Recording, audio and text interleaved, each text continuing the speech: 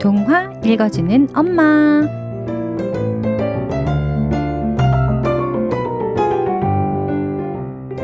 엄마들의 놀이터 2부 동화 읽어주는 엄마, 항상 가슴을 따뜻하게 해주는 목소리의 주인공 동화구연가 박혜성 씨와 함께합니다. 안녕하세요. 네, 안녕하세요. 와, 지난주까지 날씨가 엄청 좋았어요. 네. 단풍이 너무 예뻐서 어딜 가서 찍어도 예쁜 사진 나오더라고요. 네. 그런데 갑자기 날이 이렇게 추워지니까 네, 너무 추워요. 진짜 옷 단단히 입어야겠더라고요. 네. 혜성 씨도 감기 조심하시고요. 네. 자, 이렇게 추운 날일수록 따뜻한 동화책을 읽고 싶어지는데 오늘은 또 어떤 책을 소개해 주실까요? 네, 오늘은 고전을 준비했어요. 음. 바로 오스카 와일드의 행복한 왕자입니다. 작가 이름이 낯설지가 않네요. 그 오스카상 때문에 그런가? 근데 전혀 관련이 없더라고요. 네. 저는 우리가 그 거인의 정원 함께 읽으면서 오스카 와일드에 대해 이야기했었어요. 그렇구나. 왠지 네. 낯설지가 않더라고요. 네, 네. 아일랜드 출신의 시인이자 소설가, 극작가, 평론가이기도 한데요. 네. 동화로는 행복한 왕자, 또 장편 소설인 도리언 그레이의 초상으로 아시는 분들이 많을 거예요. 네. 오스카 와일드는 그 상류사회 사람들이 타락한 삶을 살면서도 도덕과 윤리를 내세우는 그런 위선적인 모습을 비판했고 또 작품뿐 아니라 실제 삶도 그러했는데요. 자연히 상류사회 사람들한테 배척을 받고 46에 병든 모습으로 쓸쓸하게 프랑스에서 세상을 떠나게 됩니다. 참 젊은 나이에 슬프게 생을 마감했네요. 네, 네. 오늘 읽을 행복한 왕자는 오스카 와일드가 자기 자녀들에게 읽히려고 쓴 동화들을 모아 펴낸 동화집의 제목이기도 한데요. 내용을 잠깐 소개드리면 그 온 도시가 한눈에 내려다 보이는 높은 곳에 온 몸을 이렇게 금으로 덮인, 그리고 두 눈과 칼자루에 보석이 박힌 행복한 왕자 동상이 세워져 있었어요. 네. 네. 어느 늦은 가을 따뜻한 남쪽 나라로 날아가려던 제비가 왕자의 동상 위에 내려앉아 하룻밤 묵어가려는데 네, 제비의 머리 위로 커다란 물방울이 뚝뚝 떨어지는 이 장면부터 읽겠습니다. 초반부터 이 디즈니 영화의 한 장면이 상상되는데요. 기대됩니다. 오늘은 네. 작은 극장 속으로 들어가는 기분인데요. 구연으로 들어보겠습니다. 네. 제비가 어서 그곳을 뜨려고 날개를 펼치려는데 세 번째 물방울이 뚝 떨어졌다. 제비는 고개를 들고 동상을 올려다보았다. 과연 제비가 본 것은 무엇일까? 행복한 왕자의 눈에는 눈물이 가득 고여 있었다. 눈물은 황금빛 뺨을 타고 흘러내렸다. 제비는 달빛에 비친 왕자의 얼굴이 어찌나 아름다워 보이던지 안쓰러운 마음에 가슴이 아팠다. 당신은 누구세요? 나는 행복한 왕자란다. 그런데 왜 울고 계세요? 왕자님 때문에 제 몸이 흠뻑 젖었잖아요. 나도 살아있을 때는 다른 사람들처럼 따뜻한 심장을 갖고 있었단다. 그런데 그때는 눈물이 무언지 몰랐지. 아무런 걱정 없는 궁전에서 살았거든. 그곳엔 슬픔이 파고들 자리가 없었지. 낮엔 친구들과 정원에서 놀았고 밤엔 아주 넓은 방에서 앞장서 춤을 췄지. 정원 주위에 높다란 담이 빙 둘러쳐져 있었는데 그 너머엔 어떤 세상이 펼쳐져 있는지 한 번도 궁금해한 적이 없었어. 나를 에워싼 모든 것들이 더없이 아름다웠거든. 신하들은 나를 행복한 왕자라고 불렀어. 만약 즐겁게 사는 게 행복이라면 나는 정말 행복했다고 말할 수 있어.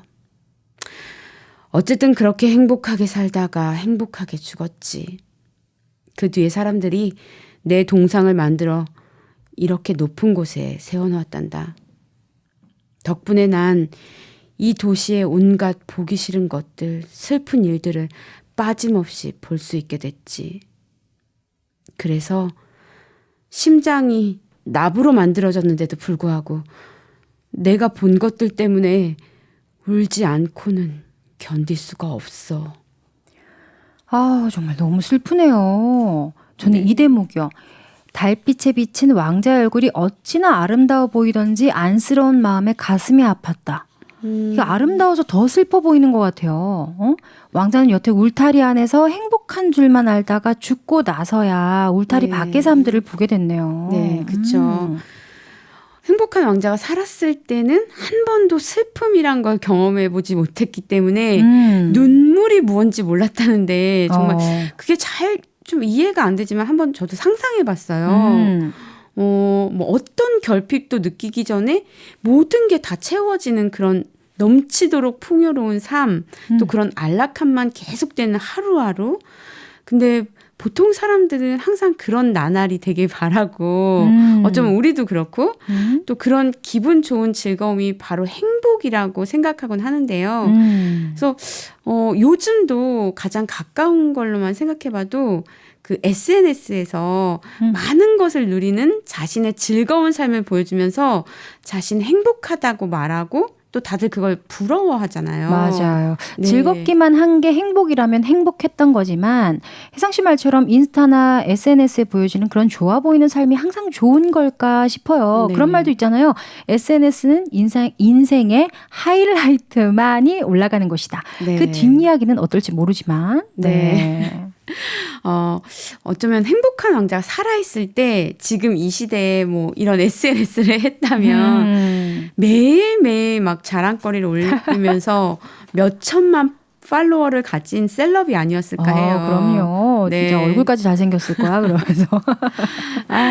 그런데 그 행복한 왕자가 그러니까 슬픔이 또 눈물이 뭔지도 전혀 몰랐던 행복한 왕자가 동상이 돼서 과연 뭘 봤길래 이 도시에 뭘 봤길래 아무것도 감각하지 못하는 납으로 만든 심장을 가졌음에도 불구하고 울지 않고는 견딜 수 없었던 걸지. 그러니까요. 네. 얼마나 슬픈 모습을 봤으면. 네네네.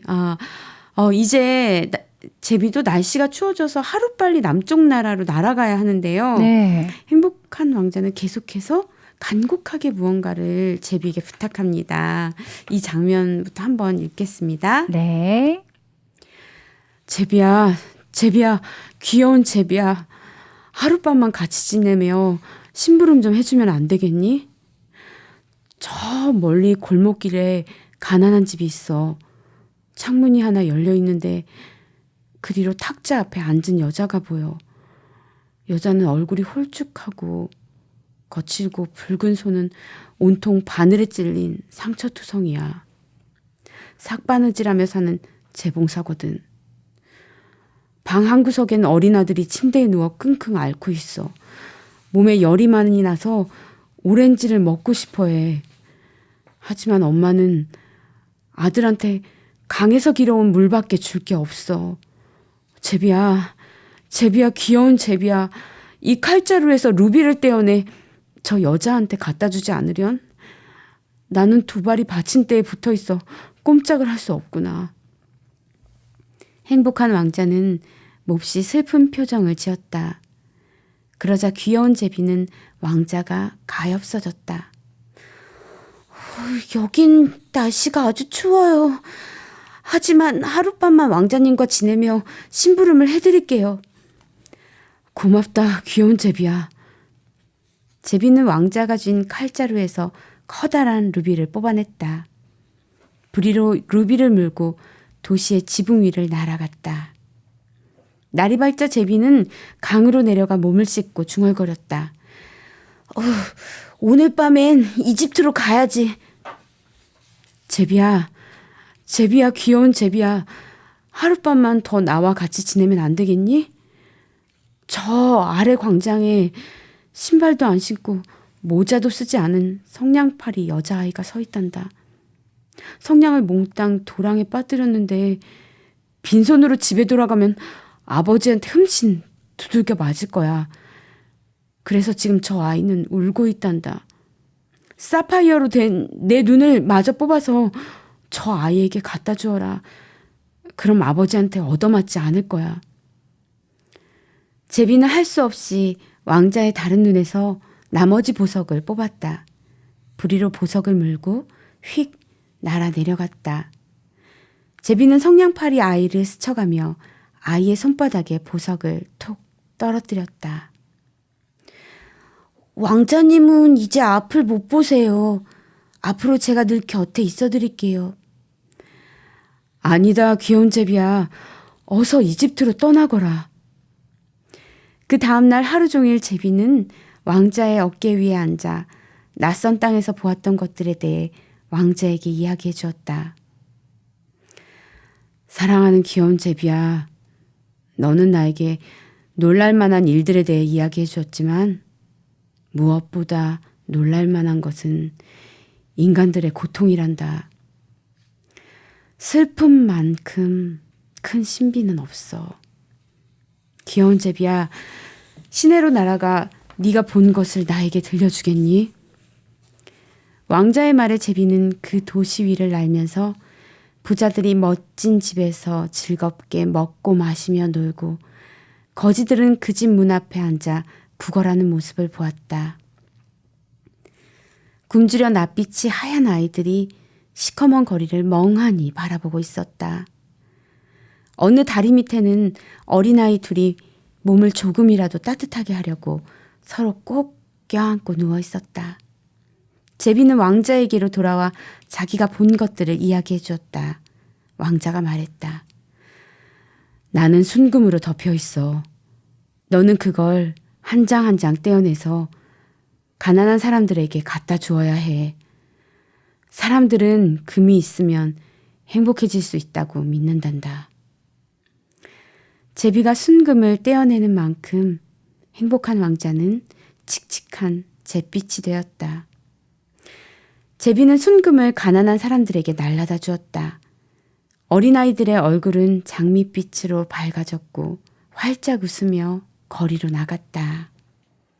아, 이게 작가의 자녀들을 위해서 쓴 동화라고 했는데 네. 이미 어른이 된 제가 읽어도 너무나 생각하게 만드는 동화네요. 그쵸. 인간들의 네. 고통을 이야기하면서 슬픈 만큼 큰 신비는 없다?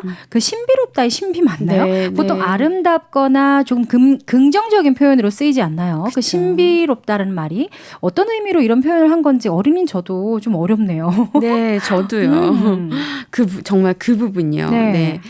왕자가 슬픈 것만큼 신비로운 것이 없다고 얘기했는데요. 네. 영희 씨 말대로 이 동화지만 이 말의 깊이를 이해하는 어른들이 얼마나 있을까 궁금하기도 해요. 네. 사실 우리도 슬프고 어려운 사람들이 주위에 있지만 우선 저부터 나와 상관 있는 일들만 보니까 슬픔이 보이지가 않거든요. 예. 슬픔을 느낀다는 것은 어쩌면 뭐 사람답게 산다는 것의 시작이 아닐까 해요. 그러니까 내가 아닌 다른 사람의 어려움을 공감하고 도움을 줄 무언가를 찾고 고민하기 시작하는 거니까요. 그 슬픔이. 예. 그렇구나. 어려움을 공감한다는 게 사람다움이죠. 네. 나만 보고 나만 행복하면 돼. 그런 행복보다 함께 행복하기 위해 고민하고 노력하고 그런 네. 것들로 사람이 함께 어울려 행복하게 살 수 있는 건데 네, 네. 슬픔이 정말 슬픔만은 아니네요. 네. 그런데 영희 씨, 그 행복한 왕자가 자신의 도움을 아무도 알아주지 않아도 모든 것을 내어주며 도와주잖아요. 근데 솔직히 우리는 이럴 수는 없어요. 어려운 그쵸? 일이죠. 네. 그렇다고 그래도 뭐 어떤 현실적인 도움을 주지 못해도 누군가 자신의 슬픔을 공감해주며 같이 울어주는 것만으로 큰 힘이 되지 않을까요? 그럼요. 네. 근데 이것도 결코 쉬운 일은 그쵸. 아니에요. 쉬운 일 아니죠. 네. 누군가를 위해 아파하고 슬퍼하면서 눈물을 흘리는 것만으로도 정말 큰 위로를 줄 수 있다는 걸 생각하면 왕자의 말처럼 슬픔은 정말 신비롭고 아름다운 것 같아요. 그래서 슬픔을 느낄 수 있다는 건 진짜 살아있다는 거, 또 반응하는 거, 또 다른 사람들과 연결돼 있다는 증거인 것 같아요. 그러니까 함께 아픈 거고 또 그러니까 아름다운 것이겠죠? 네. 저 소름 돋았어요. 네. 그러네. 그게 신비롭고 아름다움이네요. 네. 함께 공감하며 연결되어 있다는 것. 슬픔이 신비로운 거 맞네요. 네. 영희 씨, 사실 오늘 함께 읽은 이 행복한 왕자는 제가 다른 때보다 요약해서 발췌하기가 좀 힘들었어요. 그러셨구나. 네, 아까도 얘기했지만 어른인 우리도 좀 이해하기 어려운 그런 마음의 세계를 저도 모르게 이렇게 건너뛰는 게 아닌가 해서요. 그래서 행복한 왕자가 느끼는 슬픔에 대해 다음 시간에 좀 더 이어 읽으려고 합니다. 아직 네. 이야기가 더 남아있군요. 네네. 네, 알겠습니다. 네. 오늘 혜상 씨 멘트에서도 뭔가 철학이 느껴졌는데 더 깊은 이야기를 나눌 시간이 생긴 것 같아서 좋네요. 행복한 왕자의 모습은 어떻게 남을지, 제비는 얼마나 또 많은 이야기를 왕자에게 들려줄지, 이집트로 도라는 갈지, 네. 예, 궁금한 게 너무 많지만 한 주 더 기다려보겠습니다. 네. 우린 다음 주에 뵐게요. 네, 안녕히 계세요. 네, 안녕히 가세요. 네. 네, 오늘 동화 읽어주는 엄마에서는 오스카 와일드의 행복한 왕자 읽어봤습니다. 우리에게 많은 질문을 던지고 다음 시간을 기약했네요. 상류사회의 위선에 맞서며 살았다는 작가의 철학이 아름다운 이야기에 담겨 있는데요.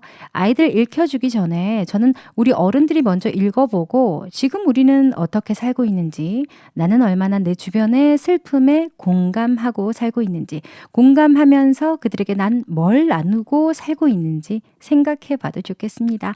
저도 많은 질문을 하게 되네요. 함께 다음 주를 기다려 보겠습니다.